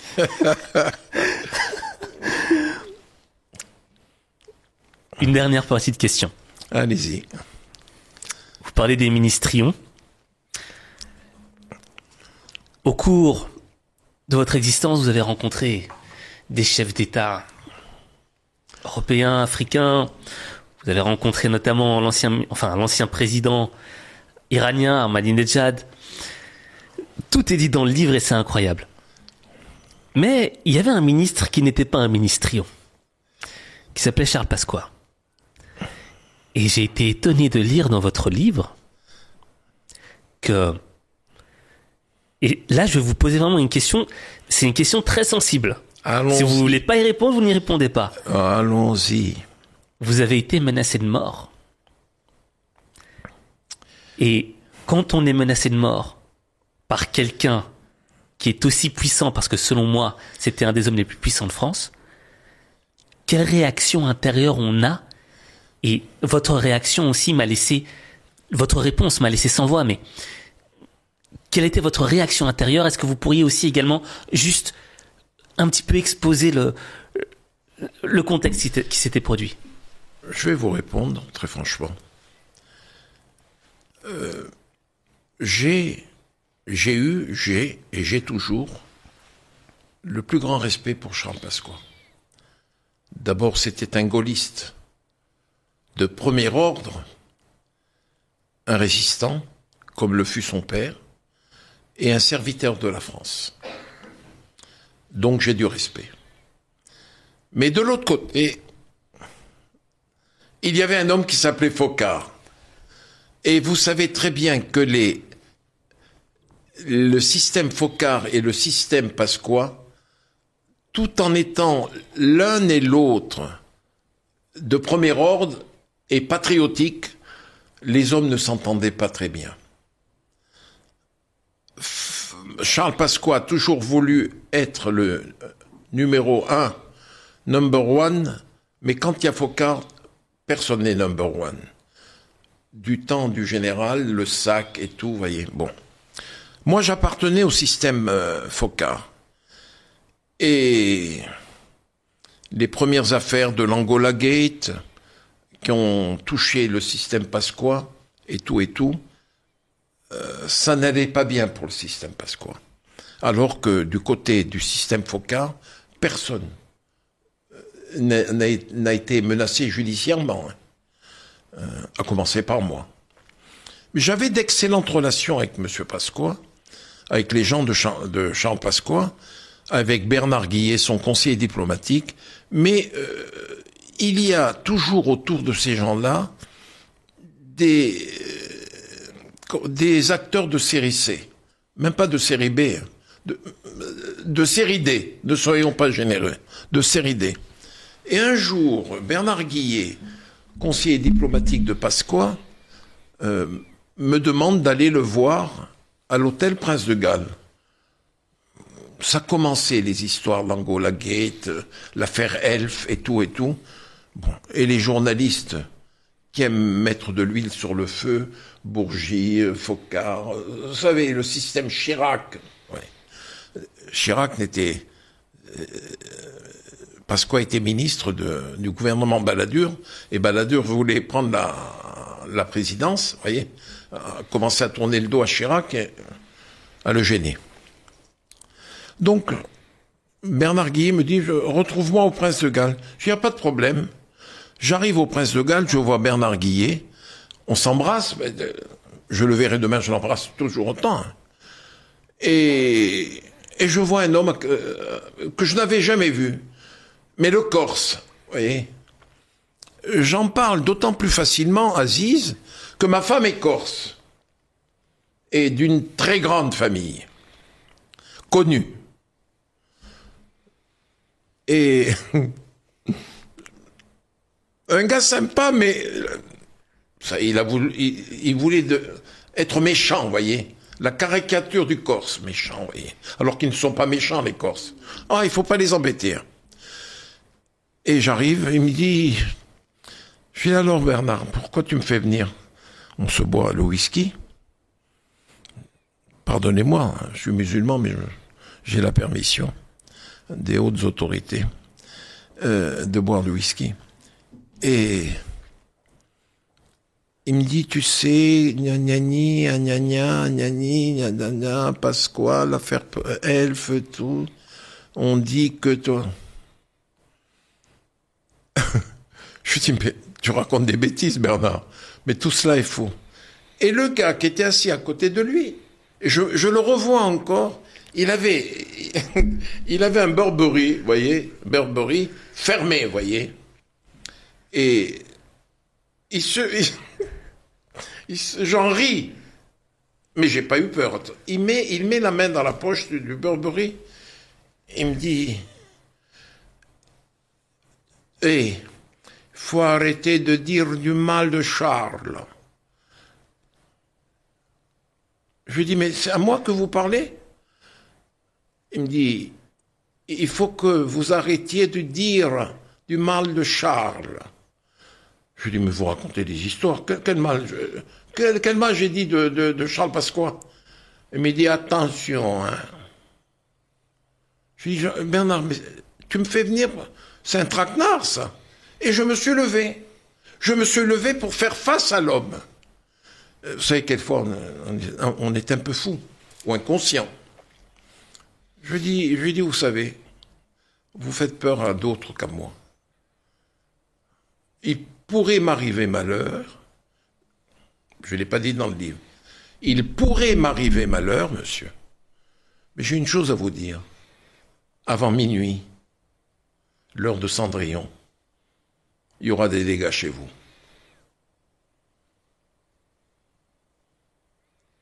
Je lui dis, vous savez à quelle famille j'appartiens par ma femme? Et quels sont les liens que j'ai ailleurs, moi? Il a compris tout de suite.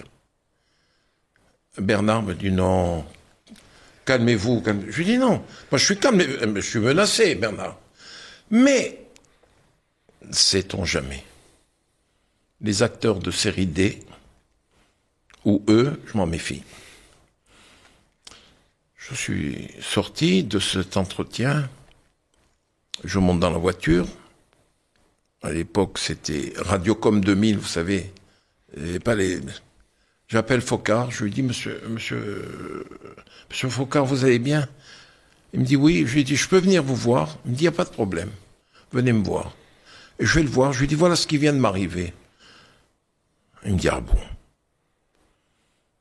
Il me dit, Robert, laissez-moi faire. Appelez Omar Bongo. Appelez Bongo, et moi je sais ce que j'ai à faire. Je sors de chez lui, j'appelle Bongo, je dis, papa, voilà ce qui vient de m'arriver.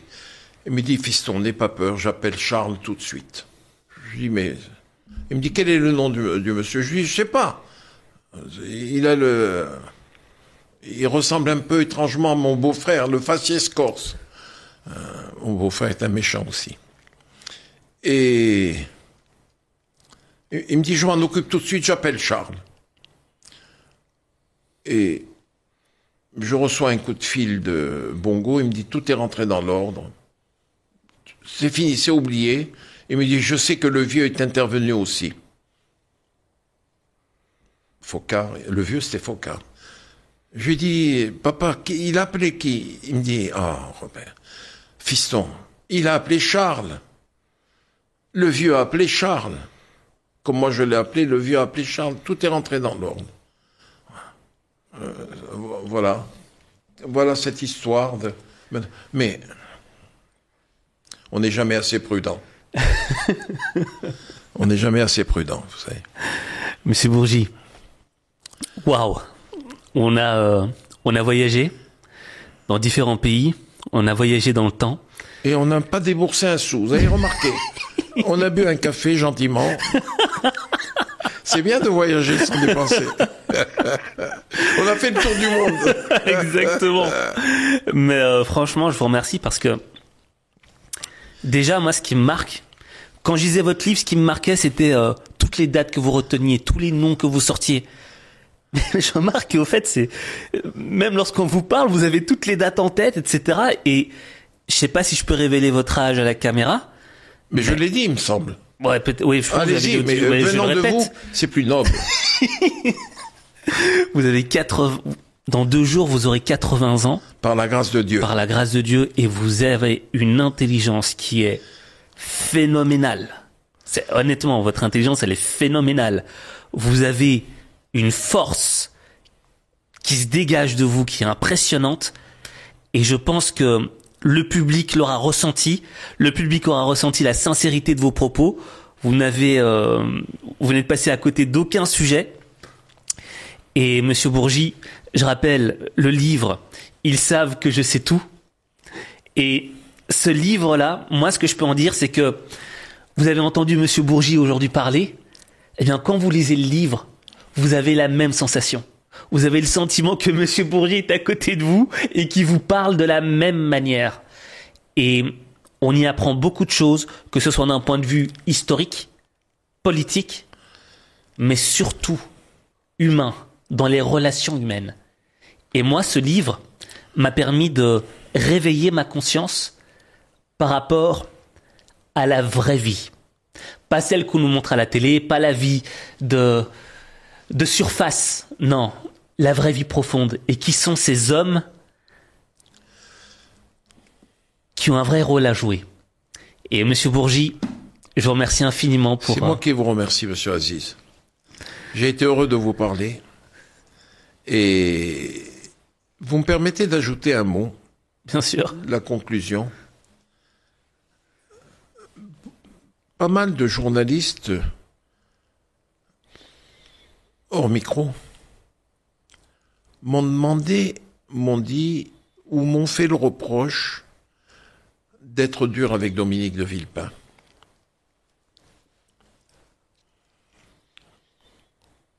Je dis dans mon livre que 5 hommes m'ont marqué. Jacques Chirac, Foccart, Villepin et Sarkozy. J'ai non seulement de l'estime et du respect pour Villepin, mais j'ai énormément d'affection pour lui. Parce qu'il ne peut pas oublier les 10 années que nous avons passées à nous parler tous les jours, à nous voir régulièrement. Je l'ai rencontré entre l'Élysée, Beauvau, le Quai d'Orsay et Matignon, je l'ai rencontré une centaine de fois. On se parlait. Je n'ai rien contre lui. Mais j'ai une chose à vous dire.